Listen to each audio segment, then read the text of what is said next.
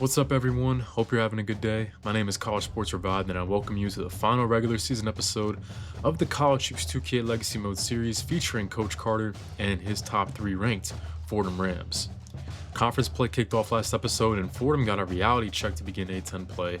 They got picked off by a hungry Richmond team eager to prove themselves, ending our perfect season after 15 consecutive wins and the number 2 ranking in the nation. This was a game we really didn't show up into until it was too late, but every team goes through these types of games.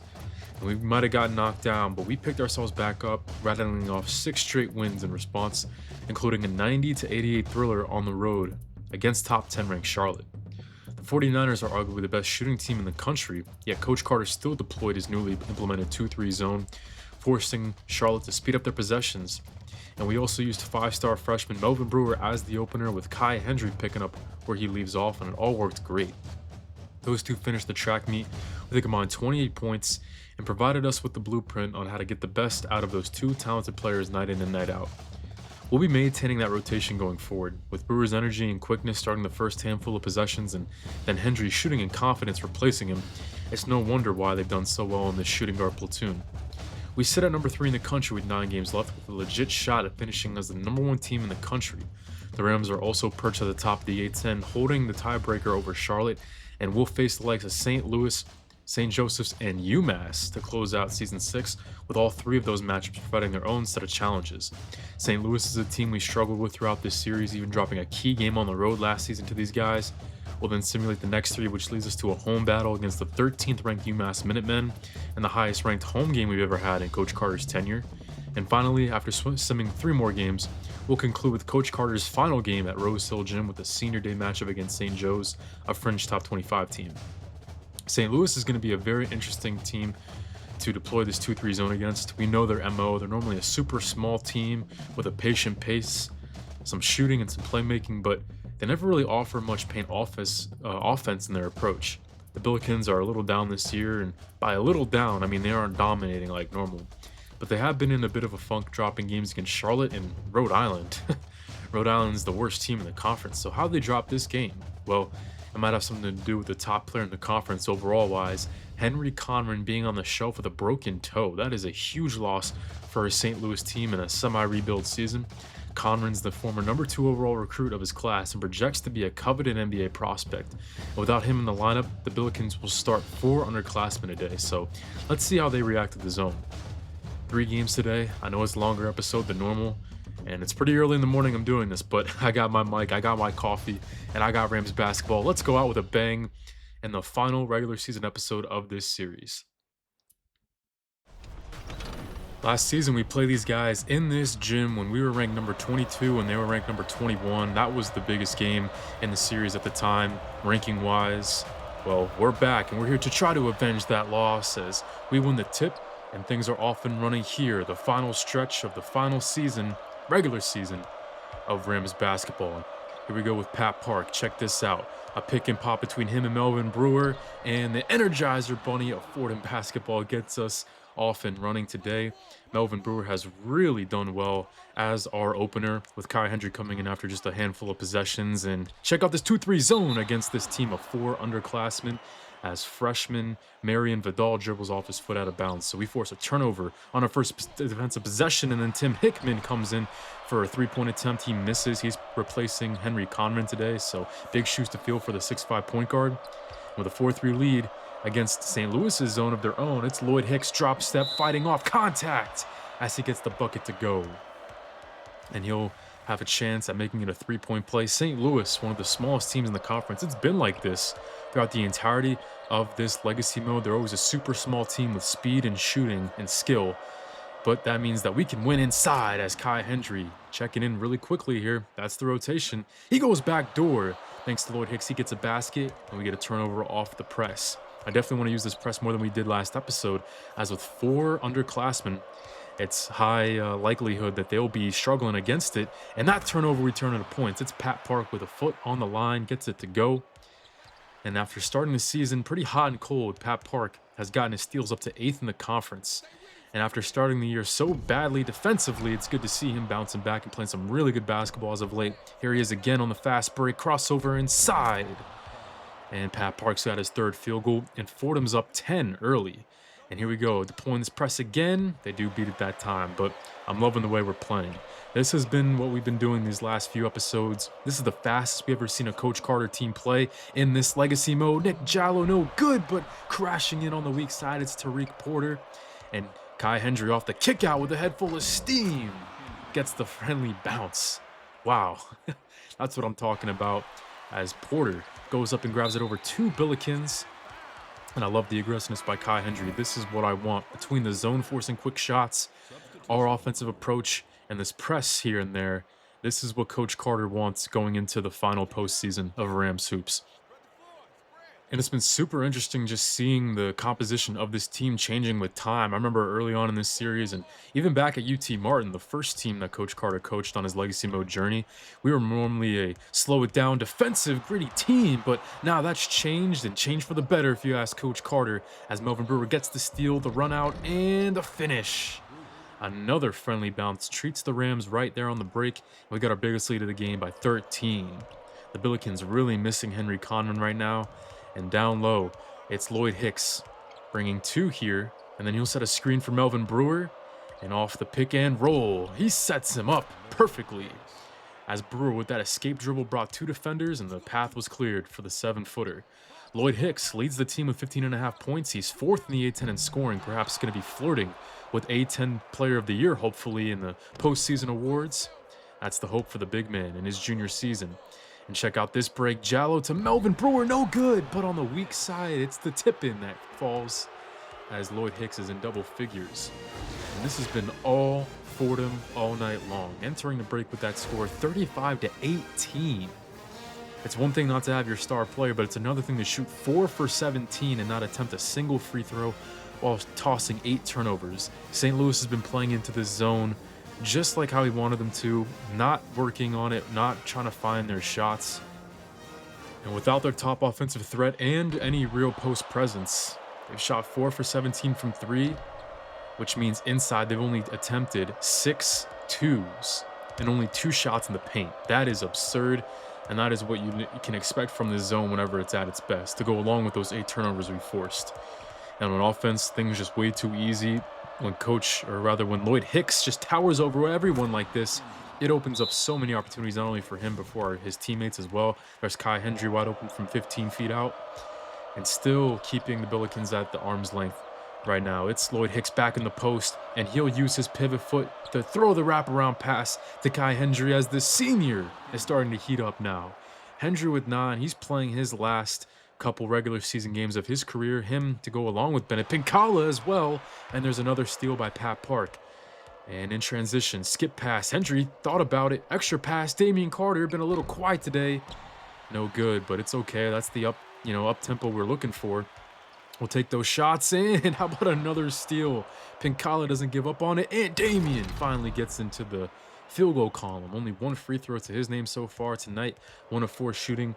He's actually been one of the best offensive players on this team. He was the only lone bright spot in the loss to Richmond. He scored 21 in that game, and now he hands off an assist to Lloyd Hicks.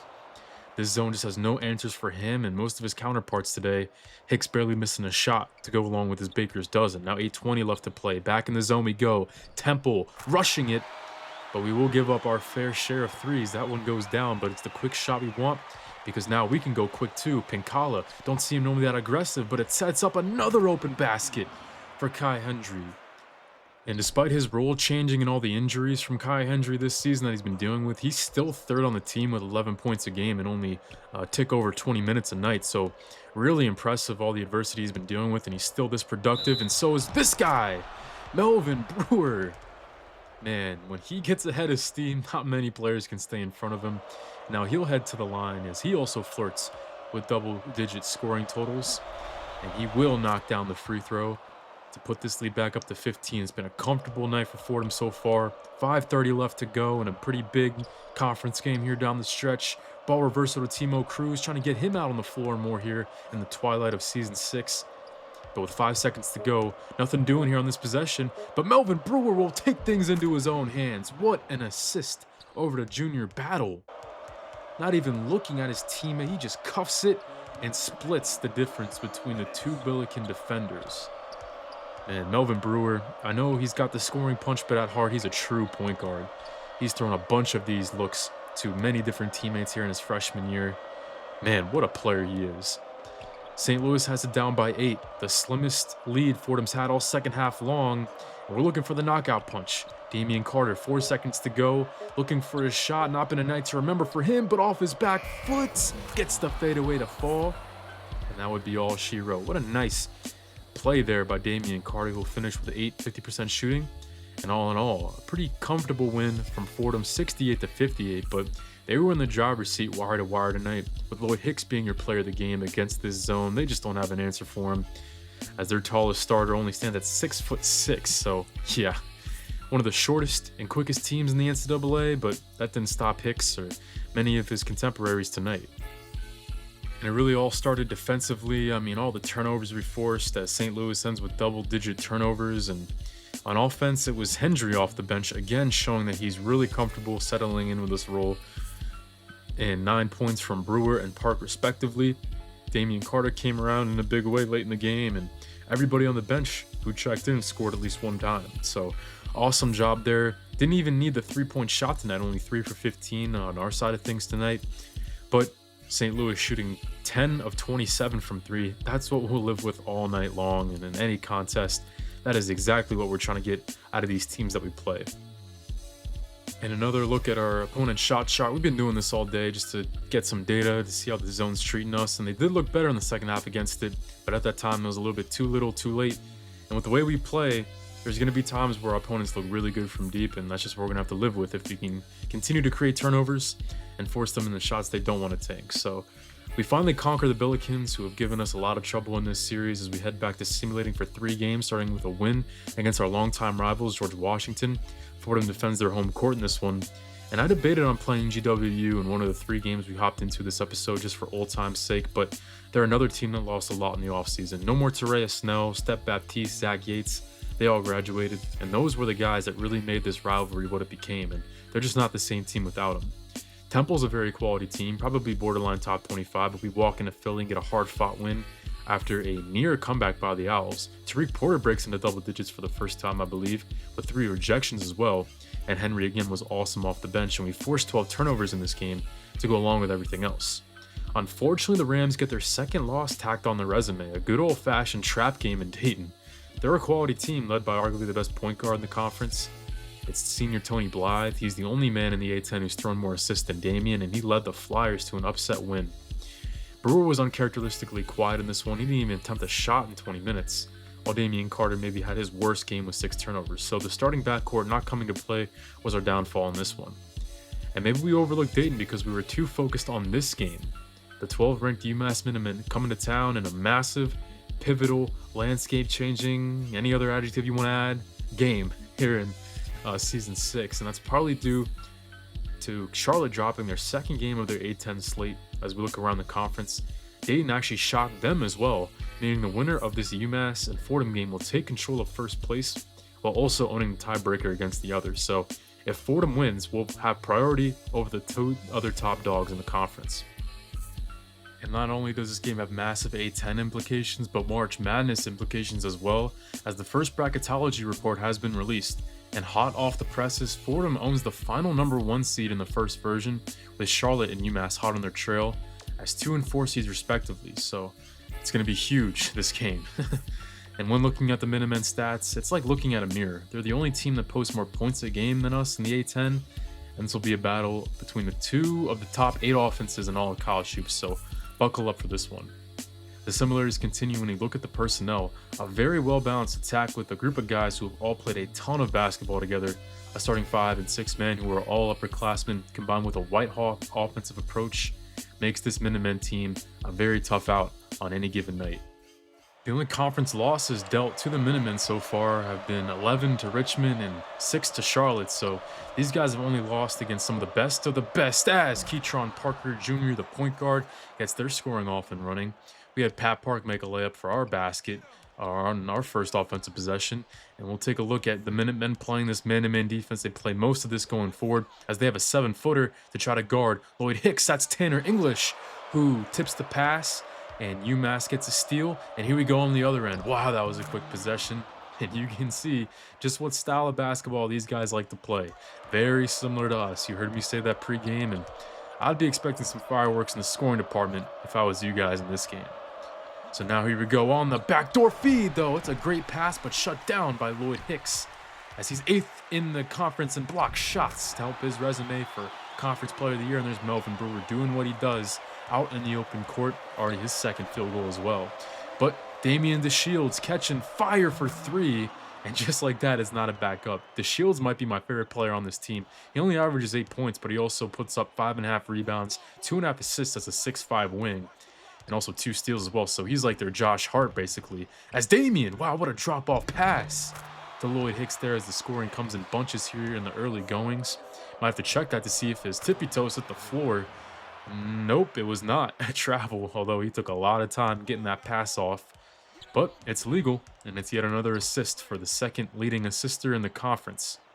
8:28 left to go. Got some subs in now, including the backup front court and Tariq Porter, as he'll try the mid-range J, and that's good. His mid-range is actually his best offensive attribute. He just has trouble getting open to display it, so maybe something to keep in mind going forward. See if we can get Porter for more opportunities at the mid-range area. 20-19, UMass with the slim lead, as Melvin Brewer tries to go all the way off the pick and roll with Junior Battle, and I don't know how the freshman got this one a drop with his offhand almost looking behind the backboard. No glass available. It was just all touch for the 6'5" freshman.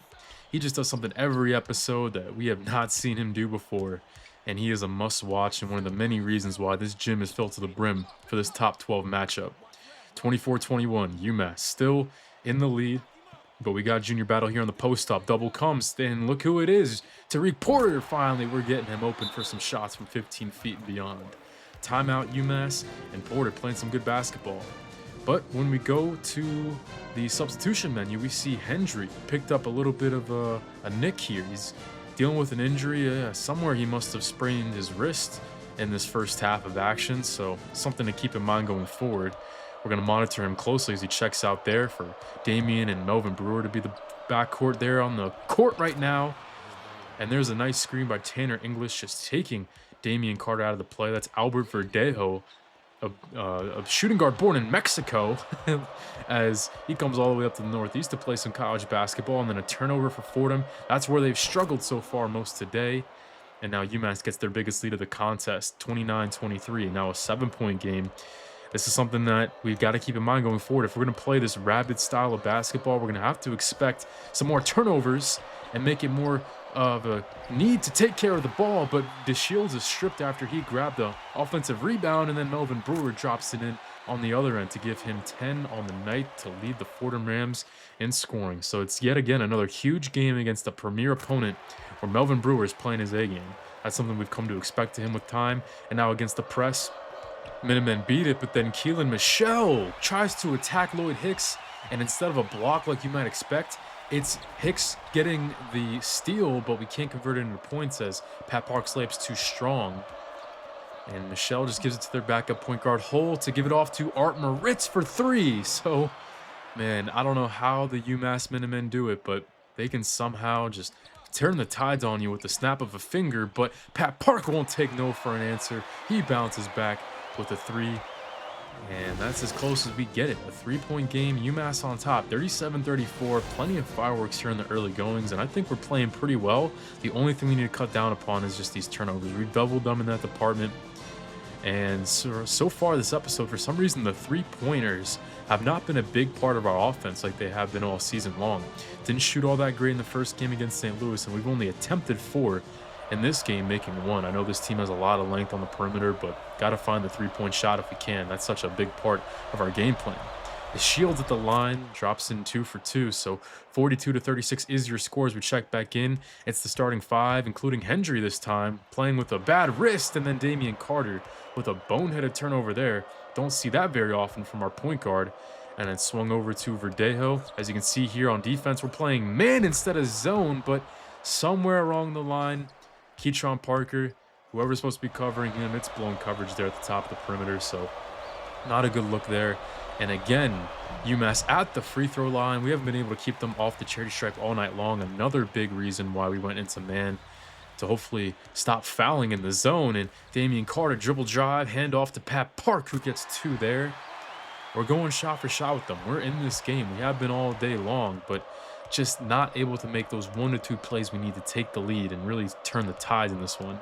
10 minutes to play, down by a basket. Keytron Parker finally misses, but it's pulled in by Keelan Michelle, blocked by Hicks, but then, of course, it's dropped over to Ernest Hayes as they end up getting it on the 3rd try at it. So bad luck there for Fordham. But Hendry on the block, cutting in. It's Lloyd Hicks, and somehow he gets that pass in there. This tempo has been playing at a white-hot pace, and normally that's what Fordham likes, but, I mean, it's not been treating them as well against the team that also loves to play at this pace as well, as you saw that full-court outlet pass. And we're a little bit out of sync here until Junior Battle from the weak side shuts it down. And Timo Cruz, this is where he likes to make his money.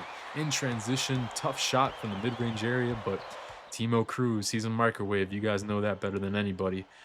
And I originally subbed in this bench just to try to weather the storm and give the starters a break, but they would do more than just that. Bennett Pincala, high to low to Junior Battle, a little strong on the layup, gets his own miss, can't put it in, but Timo Cruz comes in flying out of nowhere for 2 points of his own. It's a tie game, 6-man meter, maxed out. And this crowd is back into a timeout, UMass. As this unconventional 5, they're putting in work right now. Tariq Porter checks in, so we got all 5 bench players. If you count Melvin Brewer out there on the floor, nearly turns it over. Got to take care of the ball. Too many turnovers tonight to begin with. But here we go with the 2 freshmen. It's Brewer to Porter. What will come of it? Post up inside. As the drop step move is closed down upon. Kick out Nick Jallo. And it goes! Nick Jallo cashes in. And the friendly bounce helps out the senior transfer via Oregon State.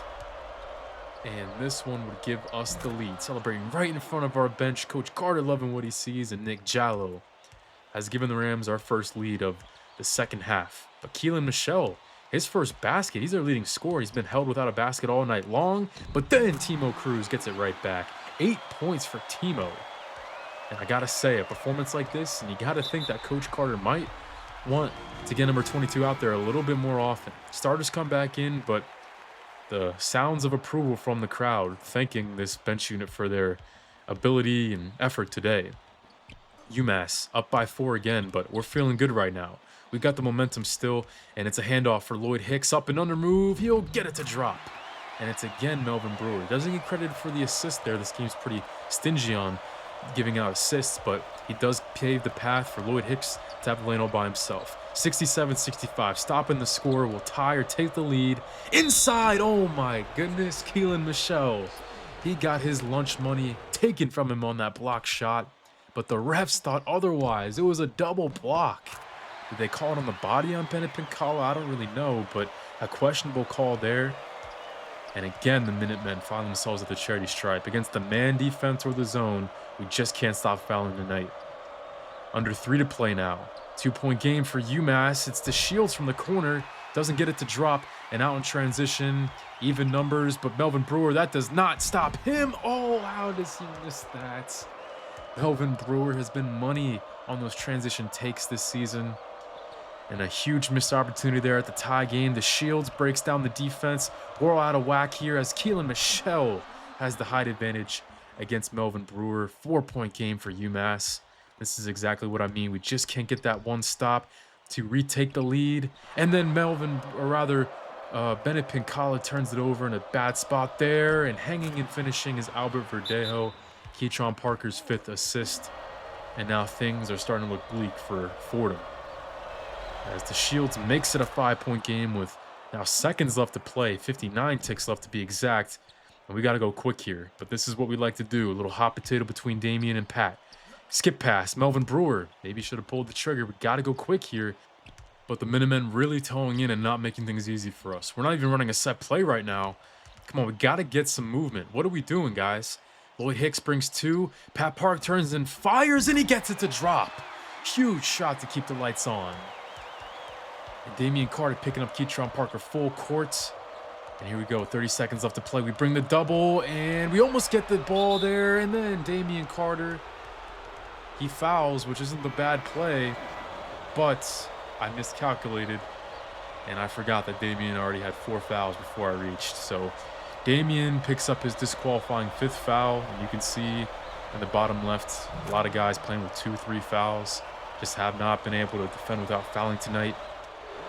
And after a quick 2 points by Fordham, they bring it back to a 2-point game, but the 6'3" point guard, the senior, Keatron Parker, back to the line in the double bonus is UMass. So this is going to be our last chance. Make or miss right here. I'm trying to extend it to a 2-possession game. Keatron Parker. He will miss it. It's off to the left. So the door is open for Fordham. 10 seconds to go. Melvin Brewer, hand off to Lloyd Hicks. He's doubled. Kick out. Hendry from the corner for the tie. No.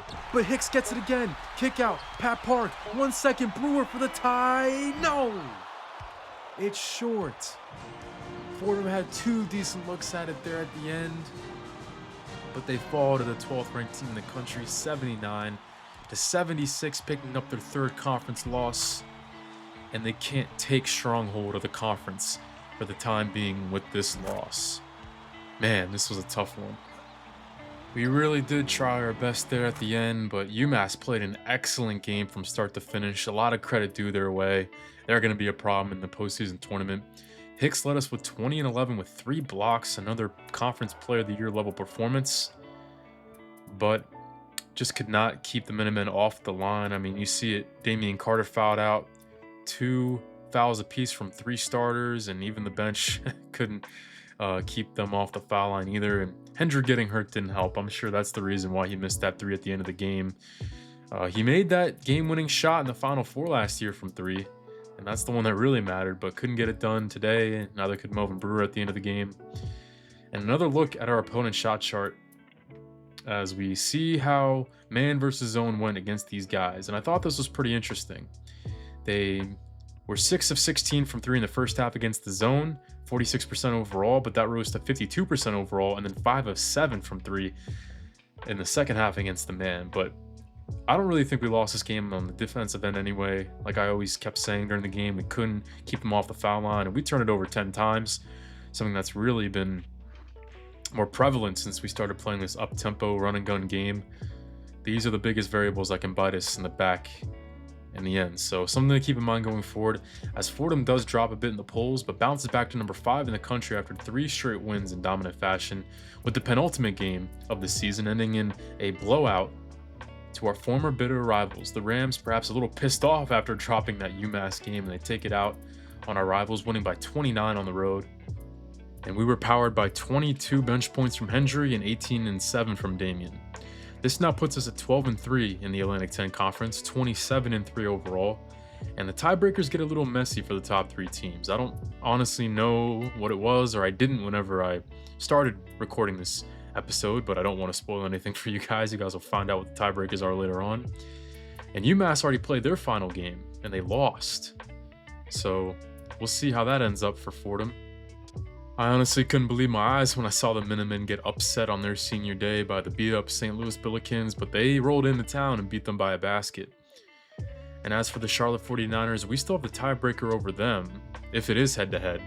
You guys will find out later on what it is, but if they lose their last game in the season to the lowly LaSalle Explorers, we will lead them in the standings. However, like I said, LaSalle is a very lonely team, so that's not the most likely scenario.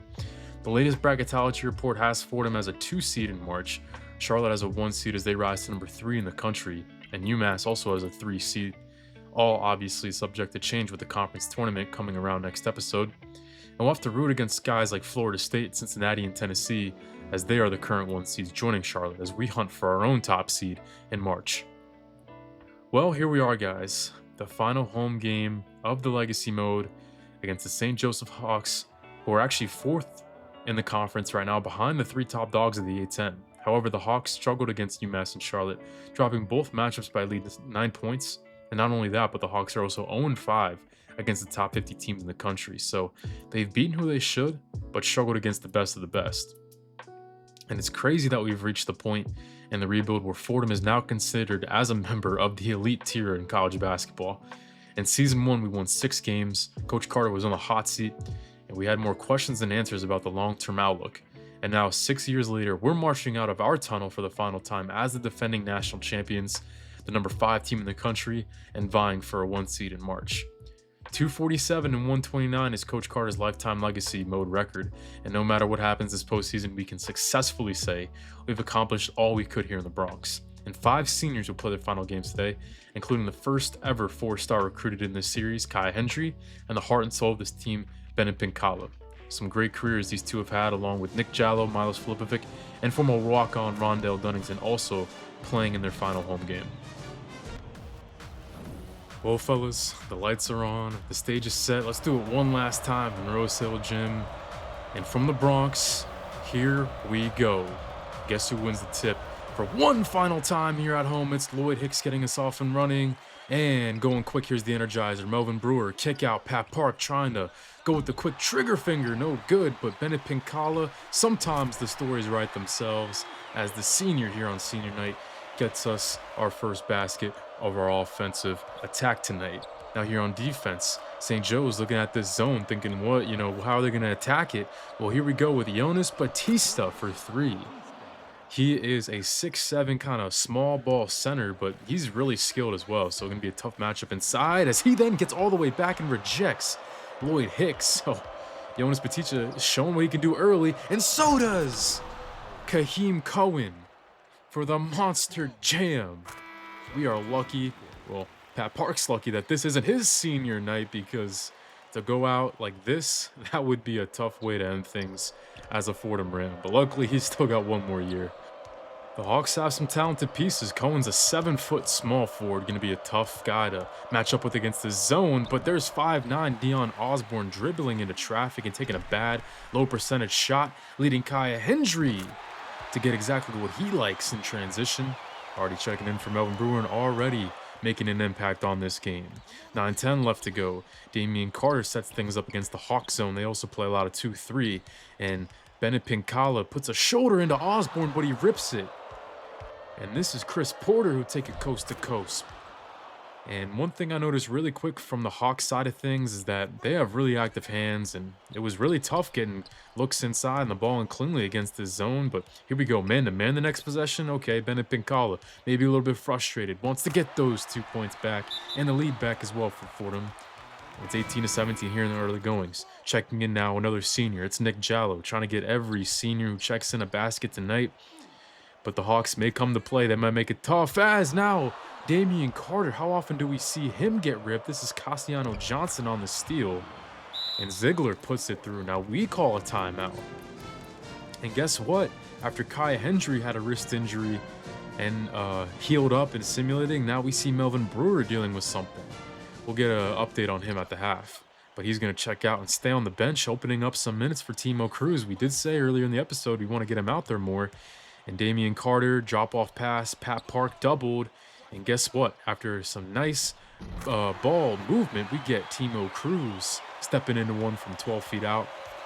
You never like to see a teammate go down with an injury, but for Timo Cruz, when opportunity knocks, you got to answer the door.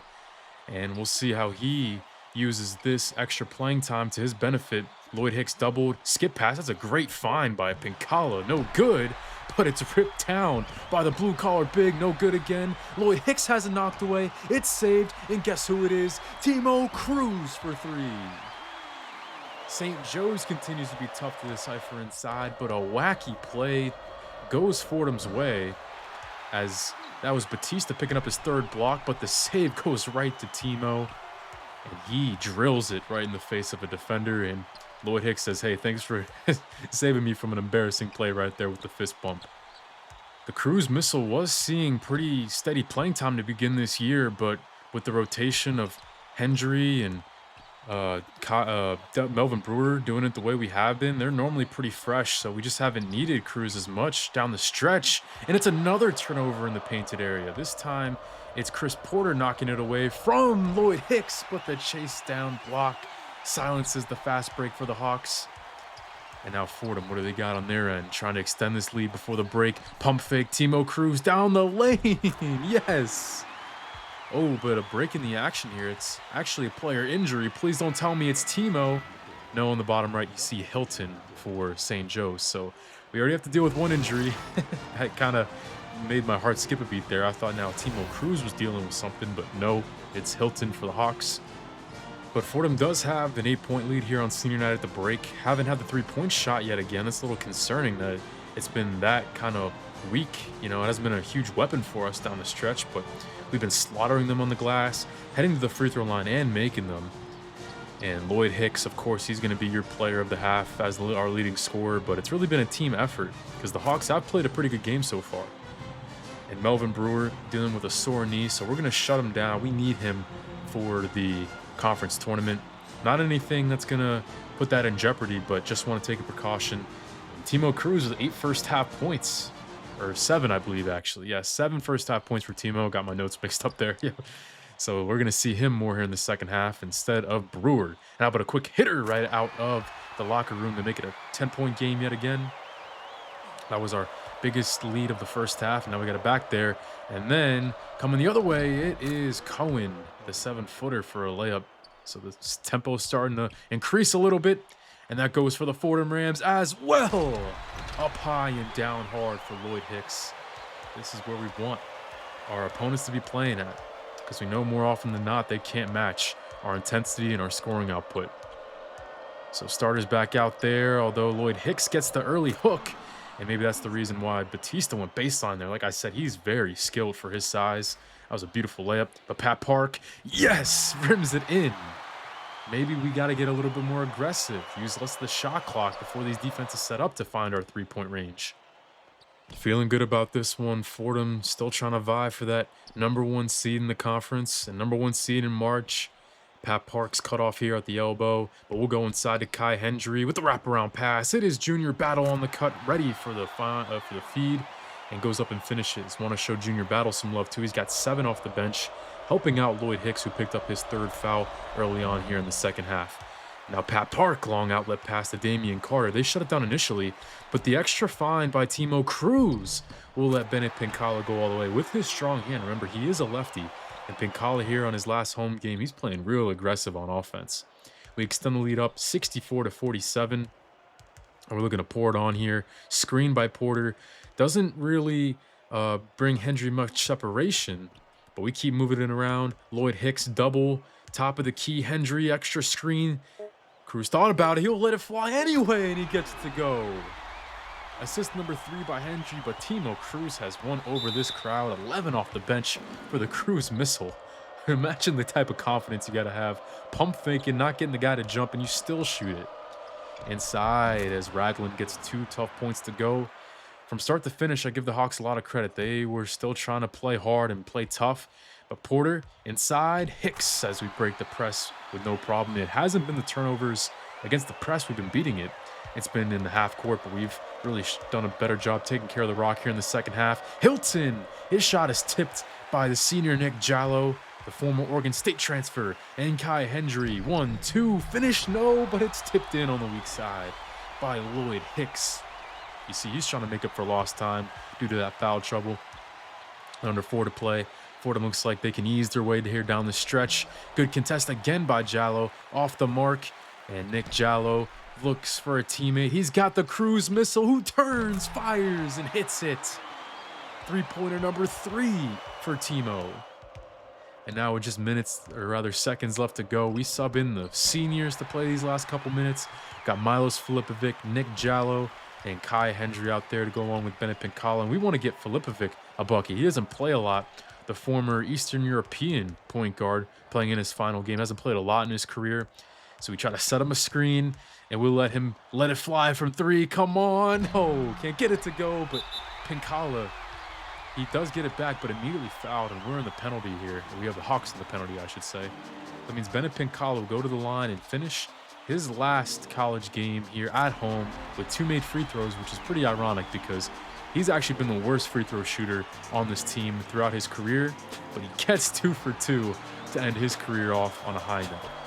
So a picture-perfect senior day here. 77-61 is your final. They say Lloyd Hicks is the player of the game. I mean, that's becoming a episodely occurrence, you could say, if not multiple times in an episode. But overall, man, this was fun on a lot of reasons. Pat Park was a beast on the boards and on the defensive side. Bennett Pincali got into double figures in his final game. Kai Hendry good off the bench. We had to shut down, unfortunately, Melvin Brewer early, but that paved the path for Timo to put up 14. And definitely got to find some playing time for him in the conference tournament if he's continue to play like this. 8 against UMass and 14 more against St. Joe's. Gotta love what you're seeing from him. Nick Jallo does make a free throw, so he's at least in the box score in his final game. And unfortunately, couldn't get Filipovic that basket, but it's all good. Just good to see him get out there and play in his final game. So a storybook ending for Coach Carter and some of his players.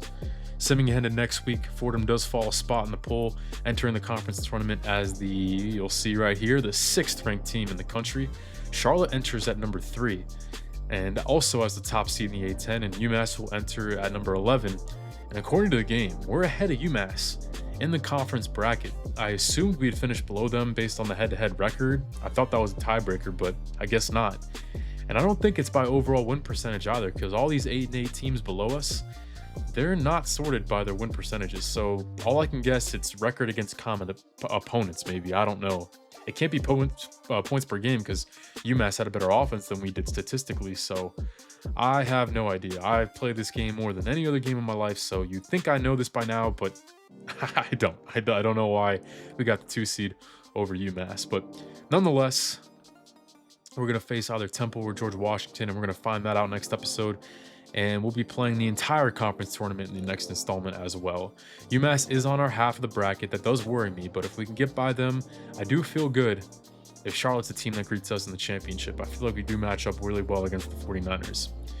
And in order to get that 1 seed in March, we're going to need that conference title. And I'm sure UMass and Charlotte feel the same way.